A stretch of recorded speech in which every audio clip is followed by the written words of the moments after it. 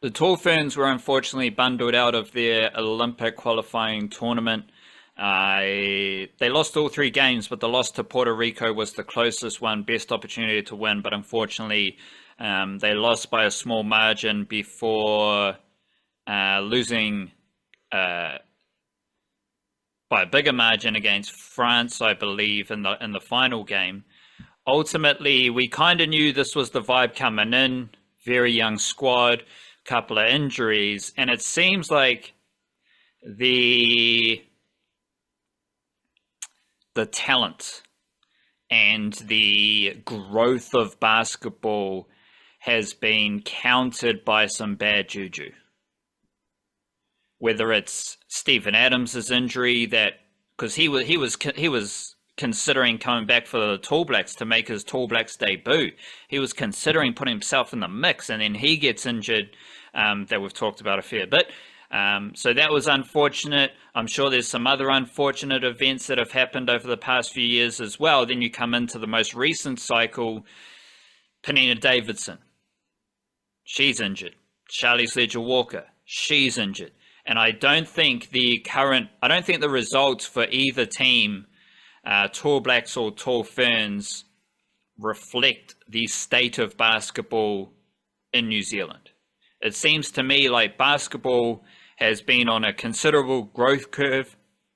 Players are getting better. The depth is at an all-time high, men's and women's. The opportunities are flying through the roof. Basketball is going to be, if it isn't already, one of the biggest sports in Aotearoa. But unfortunately, at this moment of international basketball, for whatever reason, I don't think it's anything that like basketball has done from a New Zealand perspective. Like Basketball New Zealand, I don't think they're creating this bad juju. I think the players are all good folks. So I don't think they are creating this bad juju. But somehow there is bad juju impacting the basketball results, mainly with injuries and key injuries, as we've seen for the Tall Ferns. But I think this is going to set up both basketball teams, specifically the Tall Ferns, for better times in the future, because all the players that went through that Olympic qualifying tournament, they'll be better off for it. And you mentioned the player who stepped in for Charlie Sledger-Walker. She overtook Charlie Sledger-Walker as the youngest debutant for the Tall Ferns. You dropped a note in our newsletter yesterday about the ages of those players and how young this group was. And the result is a bummer, but I think ultimately it's just setting the Tall Ferns and, in a bigger picture, New Zealand basketball up for better times in the future when maybe some of that bad juju is snuffed out with a bit of sage burning or whatever you want to do to break the curse. Yeah, well, something's got to be done because I hadn't even thought about it from that Tall Blacks perspective as well. Because of course they went to the World Cup last year, and Stephen Adams being injured was the big bummer, the big one that fits into that curse thing. But then you think about that squad in general, like Tom Abercrombie and Rob Lowe retired rather than going on it. The Webster brothers withdrew relatively late, having started doing the training camps, but then didn't follow through. Sam Wardenberg didn't do any of it. He And that's was over trying to do that you could make a starting league. five out of the players that were unavailable. Yeah, and it was probably better than the starting five that they had available, and it would have been the same thing with the Tall Ferns at these Olympic qualifiers, like because they're the thing about that Asia Cup effort where they got finished fourth, qualified them for this tournament. It's the best ever finish at the Asia Cup, I think, in their third attempt since sort of Oceania got swallowed up into the Asia bracket. Like that Asia Cup team was really young as well. Like that itself felt like a bit of a reset. It's like, okay, here we're going fully in on the like Charlie Sledger-Walker is our best player. Penina Davidson is our other best player. We're going to bring in like Talia Tupaya as a dual national and let some of these younger emerging players really take over. And there was no Michaela Cox, there's no Gillian Harmon, or some of these players who've sort of anchored them for the decade prior. Like that itself was a bit of a reset. And then from an already young and experienced sort of fresh team, you lose half of them, slightly more. I think they only have 5 out of 12 players who were here. It was going to be 6, but of course Charlie Sledger-Walker got injured at the last minute, and a bad injury too. But yeah, that they skewed super young for these Olympic qualifiers. They were asking players who were sort of getting 10, 15 minutes off the bench in the Asia Cup and a young squad there to suddenly step up and be key players. And for the most part, they did. Like, I think Ezra McGoldrick had a really solid tournament. I think someone who looked like she wanted to own that extra responsibility, which means a lot. It's something I might, I mentioned about, I think, Macy Fraser last week, debuting for the football Ferns and wanting to get on the ball, wanting to create things, wanting to be the spark. Just that mentality of stepping up is as much to do with the ability to step up. And like Tara Reid as well, someone else who Stella Beck against Puerto Rico was unbelievable. Like I think she's by far the most experienced player in this squad. She's the only one who's played 50 caps. I don't think anyone else had got to 20. Stella Beck in the must-win game against Puerto Rico was taking charges. She was grabbing rebounds against players bigger than her. She was pretty much playing the point guard position and instigating things with ball handling and passing and driving to the hoop and finishing. And at one point, she was the only one who felt like she was going to create offense, but she kept doing it time and time again and grabbing steals, playing good defense. Like she was doing everything. It was unreal, like a complete captain's night. And if they'd won that would have gone down as like legendary Tall Ferns performance, and maybe it still kind of deserves to be thought of that way, but unfortunately we didn't win, so no one wants to think of it fondly. But the reason they didn't win is because they can't shoot 3-pointers, and they missed some free throws. There's other little things you could point at, but ultimately they shot 9 of 70 across the 3 games, which is shockingly bad. Like, but then also like there were 2 players who hit multiple 3-pointers across the tournament, and everyone except, I think, Amy West at least attempted one. Only 2 made 2. I was going to say 2 plus, but no one made more than plus. Ezra McGoldrick shot 2 of 16, so she got her 2 by shooting the most attempts of everyone. And I think both were in the last game as well against France. And who was the other? McKenna Dale. McKenna Dale was someone who, one of the 4 debutantes in the squad, so a third of the squad were debutantes. I thought Dale was going to come in and play a really kind of prominent role as someone who's shown in Tauihi, at least, that she can be a scorer. I think she had a 30-point game in the Tauihi last year. She played half a game. She hit 2 3-pointers early on against Puerto Rico, set New Zealand up nicely, then rolled her ankle, and then the third game the day later was like in a moon boot on crutches. So the injury curse didn't stop there. I think Tara Reid as well she played well overall, but had a really rough shooting day against Puerto Rico and missed a few like layups where it's not just jump shots that bounce out. It's like layups where you don't really have an excuse for missing those one. But also she does have an excuse. She got elbowed in the eye and had an ice pack on her head at one point, and she played through it, but then she set out the next game the day later, which I guess you would if the game had nothing on it, and that's why France destroyed us. But can't help but feel maybe the head knock is affecting how that went as well. So there's just it's hard not to think about it from that cursed perspective. It's just that many injuries all the way through, even in the tournament itself. However, for a team that we have established, it's very young to start with, missing a bunch of players, still came within 1 missed 3-pointer of the 61 missed 3-pointers that they had across these 3 games. Although, to be fair, what happened against China doesn't matter. What happened against France doesn't matter. It was really just that Puerto Rico game that counted. They did lead that game with less than a minute to go, and then they missed a couple of threes, and then Puerto Rico made some good buckets and blah, blah, blah. To get that close under that much adversity with that young of a squad, like, that says something. That swings back around to what you're saying at the start about like there's the luck hasn't been there for not the Tall Blacks last year, not the Tall Ferns this year. They're not going to be going to the Olympics, although the Tall Blacks, they've still got a chance, but they got a pretty rough group. They might run into old mate Giannis again, as seems to happen every time the Tall Blacks, every time they play, they got to play against these fellas. Some kind of NBA superstar, although Giannis didn't go to the World Cup. I think they dodged him there because he got injured. The talent is undeniable. And I don't know that there's been another era in Tall Ferns basketball where they could have got this close with that, like dipping that far into the depth. And you can see, like, it's it's harder to win with younger players, and maybe I do think there's like an inkling of maybe they picked a little bit too young in one or two cases. Like, could you have found a more solid, established guard to take Charlie Sledger Walker's place? Maybe, but I don't know. Like, I still like what I saw from Payless Hokianga there, and small sample sizes. Like, she didn't get a point, she didn't get an assist, she had 5 turnovers. So, the actual stats don't look great. Then you see her play, and you see like a real slick handle and great speed and athleticism for a 16-year-old, and like the mentality to want to take players on and not be daunted by it. Like, it didn't work, but the tools are there for someone who's clearly going to be a hell of a player.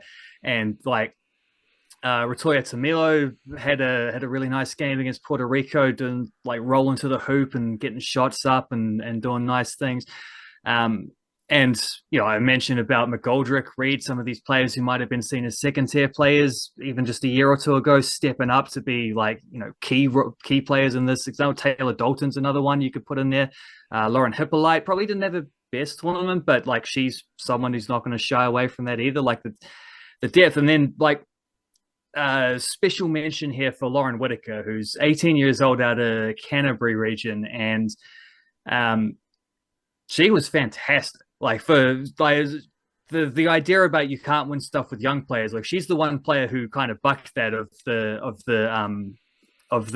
sort of teenagers in the squad, because she was playing clutch minutes against Puerto Rico, and she was having a real positive impact. She hit a 3-pointer that broke a long drought. I think they've missed 18 in a row as a team, and then she's the one, the teenage big as well. She's a sort of center power forward. She's the one who hit the 3-pointer, so she's got shooting range. She's got some sneaky little passing skills. She's got good size as well and strength. She's seems like a pretty good screener, and she moves well laterally. I'm watching her, thinking like, because she was MVP at the under-19s nationals a year ago, I think, and also did the Basketball Without Borders kind of NBA camp thing, the only New Zealand woman who was represented on that. That alone, and this was a year after coming back from an ACL injury, which she suffered at like 16 or something. So that alone tells you that that's an elite prospect right there. And then seeing her play for the first time extended in these Tall Ferns things, like, that's a hell of a player we got coming through there. And there's someone like that popping up every few months at the moment. So this tour didn't work for them, won't be at these Olympics, but let's see what they're like in 2 years' time when the next World Cup qualifying campaign comes around, which will look a lot like what these Olympic ones did. Asia Cup before that to try and qualify. Seems like if you can squeeze back in some of them Charlie Sledger Walkers and Penina Davidsons, etc., they're not going to be any worse players in 2 years' time. It seems like the direction is only heading in a positive manner. It's just, unfortunately, nothing broke right for them at this tournament. But so it goes. As Stella Beck said, that's sport, and the next time maybe the good karma comes back around.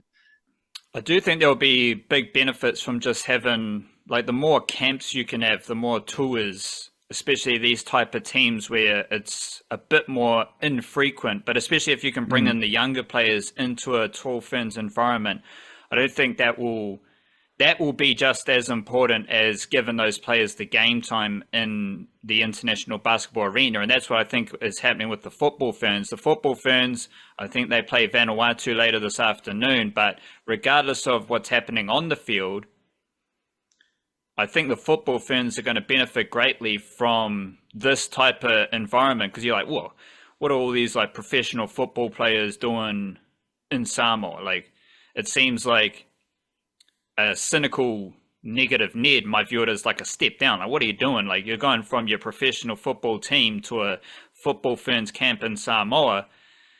But I think that is the ideal camp squad environment for a New Zealand Aotearoa team like the Football Ferns. You get to come together in a very relaxed, competitive environment, not like relaxed and competitive, not a relaxed competitive, but relaxed and competitive environment that also helps you like tap into like, who are we representing? Because if you're an Aotearoa team, you're representing the Oceania region, and being around those players in that cultural environment, I think, is going to be hugely beneficial for a lot of those Football Ferns players. And we don't need to get into the nitty gritty of these Football Ferns games, because they're winning the games and they're building towards the qualification, but I'm curious if we're to rank and compare the ferns, so the tall ferns, the white ferns, the football ferns, and the Kiwi ferns, how would you sort them out?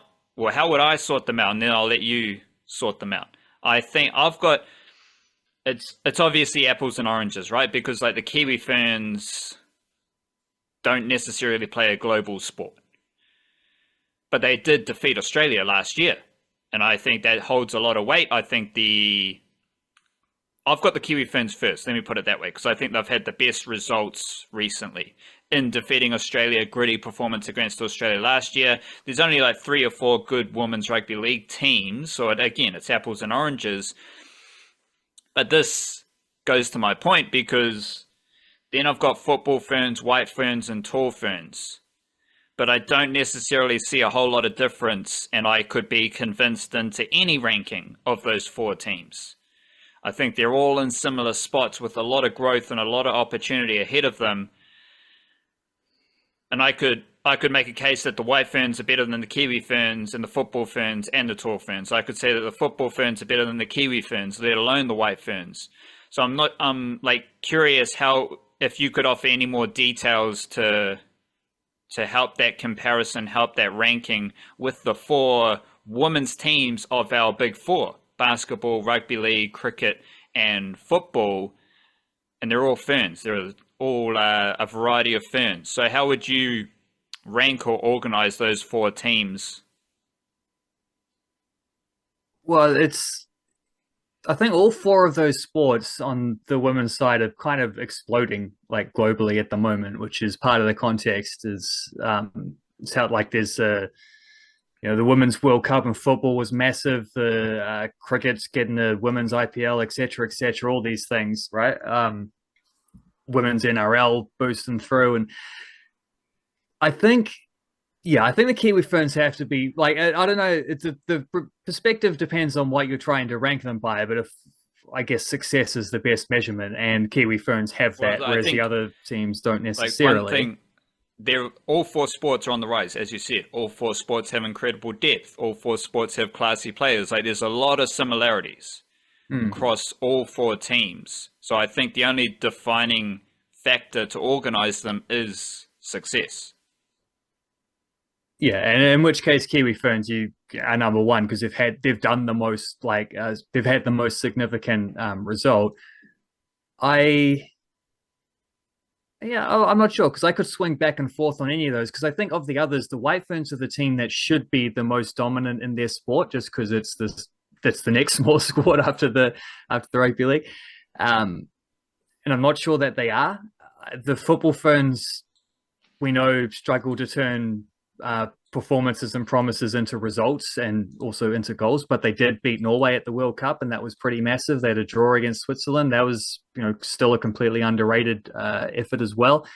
But the Tall Ferns had their 4th place finish at the Asia Cup, which is something tangible and significant to fall back upon as well. So I think, I could shuffle those in any 3 directions. My first instinct was to say Tall Ferns, Football Ferns, White Ferns. Now I'm almost wondering if that shouldn't be the other way around, or if maybe Football Ferns should be ahead of Tall Ferns. I don't know. I think the key thing with those 3 teams, whereas the Kiwi Ferns have had a massive sort of result, we've seen what they're capable at the ceiling kind of thing. Those other 3 teams in their current inclinations, because obviously the White Ferns have had dominant eras in the past, but for sort of the team that they've got at the moment, I think all 3 of those teams feel like teams that in keeping with the parallel of their sport rising and keeping with the parallel of their local depth and young talent rising, it feels like those teams themselves have not hit their peak either. Like they're all building towards something that will see like success that will come in the future. Hopefully, fingers crossed. In which case, it is difficult to rank, because at some point that's just going to change. Whoever gets there first is gonna upset the apple cart. So I don't know. I just see positivity and promise from those sides, and I just hope that they can fulfill that, basically, because of course there's a big difference between having potential and realizing potential, and that's arguably the hardest part of this whole process is the actualizing of that stuff. So I guess we see over the coming years.